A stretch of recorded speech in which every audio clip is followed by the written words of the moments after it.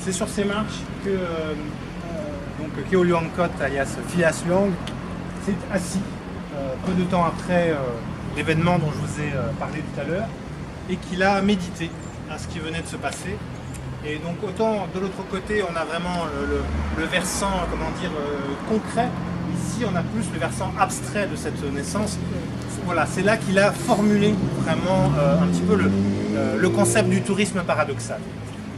Alors, je vais essayer de vous le résumer, je ne prétends pas vraiment aller aussi loin, bien sûr, que c'est quand même très philosophique, mais voilà, en essayant de ce que j'ai compris en tout cas, et en essayant de résumer un petit peu les choses, sa pensée c'est la suivante.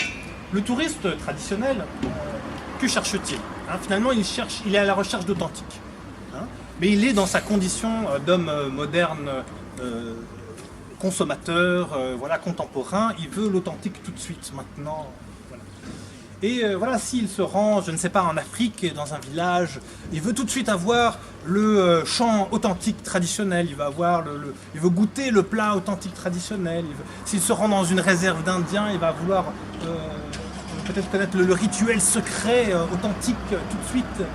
Et quelque part, c'est cette quête d'authenticité qui le condamne à ne pas trouver cette authenticité. Parce que du coup, pour lui, on va reconstituer les choses, alors que peut-être nos Indiens et ces personnes dans ce village en Afrique, eh bien finalement ont des smartphones, boivent du Coca-Cola ou toute autre activité que de faire une danse traditionnelle ou une cérémonie secrète, etc.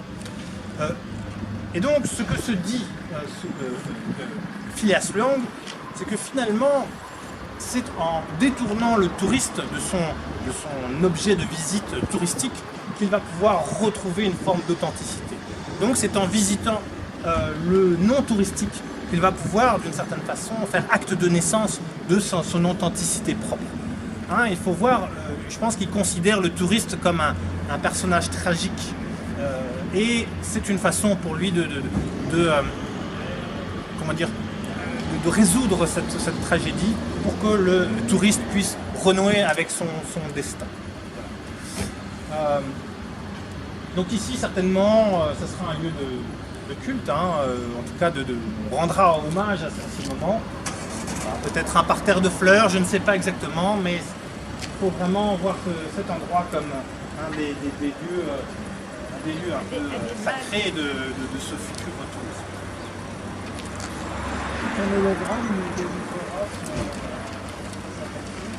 C'est une piste à suivre, c'est vrai qu'on peut imaginer peut-être, si admettons qu'il ait été capté par les caméras de surveillance, peut-être qu'il y a moyen de recréer quelque chose en 3 dimensions, ça serait une piste. On mettra un petit message à ouvrir dans le dossier qui suggérer, pourquoi pas. Très bien, donc la prochaine étape, nous allons voir un petit peu finalement l'ensemble d'activités que nous pouvons pratiquer avec le tourisme paradoxal. Je vais vous demander de me suivre.